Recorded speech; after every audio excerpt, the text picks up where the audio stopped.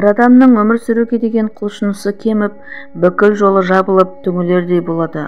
Өзін ешкімге керек еместей сезінгеннен өткен азап бар ма? Үйіндегі жылтыраған заттың бәрін сатып жіберген, содан күнделікті нан суын тауып іше алмайтындай төменге түсіп, шыңбасынан шыңырау құзға құлдырап, тіпке мас күйінде бұлдырап жатқанда көзіне кереует астындағы ескі қобдиша түсті. Әй, мынау менің бір кездегі қобдишам емес пе? Осының ішінде не бар екен? Сатуға тұратын бір зат табылса жақсы деп жорғалап барып, кереует астына қолын созып, шаң басып, мың қабат баттасқан көне қобдишаны суырып алып, ішін ақтара бастады. Жөнді ештеңе шықпайды. Қисық шеге, сабы жоқ балға, кәкір-шүкір. Тек қынабында жатып, тот басқан пышақ қана назарын аудара берді. Мынаны тазартып қайрап алсам, сонда бір жартылыққа жететіндей пұл болар, деп таттап, жүзі көрінбей қалған кездікті жеңіне сүртті. Одан қайрақ іздеді. Қобдишаның түбінен сынық қайрақ тауып алды. Пышақты соған қайрады. Одан сыртқа шығып, құммен тазалады. Есігінің алдындағы тасқа жаныды. Қайтадан қайраққа салды. Біраз терін төкті. Әбден таттанып, пышақ екені білінбей қала жаздаған дүниенің пішіні шыға бастады. Не керек, өзі де бұрынғы бесаспап шебер емес пе? Пышақты татынан артқанша бірнеше күн қайрады.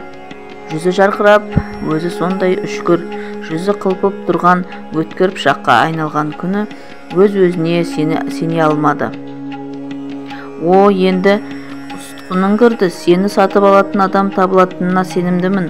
Мынандай өткір пышаққа бір шөлмек емес, бір жәшік арақ беретін сияқты ғой, деп өз-өзіне таң қалды. Солай ойланып тұрған кезде көршісі жетіп келді. Көрші, сенің мал соятын өнерің бар еді ғой. Құрбан айт кезі бір үлкен сек әкелгенмін. Соятын сапшы таппай отырмын. Көмектесіп жіберші. Мә, қолыңда керемет кездік тұр ғой. Біздің үйде не көп пышақ көп, бірақ мынандай алмас емес деп, бұны қояр да қоймастан ауласына апарды. Аз уақыттың ішінде секті сойып, мүшелеп берді. Көршісінен алғыс алды. Үйінде қонақтар болды. Дастархан басында мұның шебер мал сойушы екенін естігендер айттың қалған 2 күніне өздеріне шақырып, пышағын әбден сынады. Әрі ең жақсы іске жұмсады. Адамдар алғыспен қоса қалтасына ақша салды. Құрбандыққа шалған малдың етінен ет те бөліп берді. Ал күннің ішінде үй ішінің әл-ауқаты оңалып өзгеріп қалды. Содан бұрынғы шебер пышағын ұстап отырып ойланды. Сен ғой, тот басып пәлен жылдан бері аяқ асты жаттың. Мен сені іздемедім, мен бүліндім. Сен басқан тот мені де оңдырмай басты. Жүрегім қарайды. Бар жақсы қасиетімнен айрылдым. Білген өнерім де ұмытыла бастады.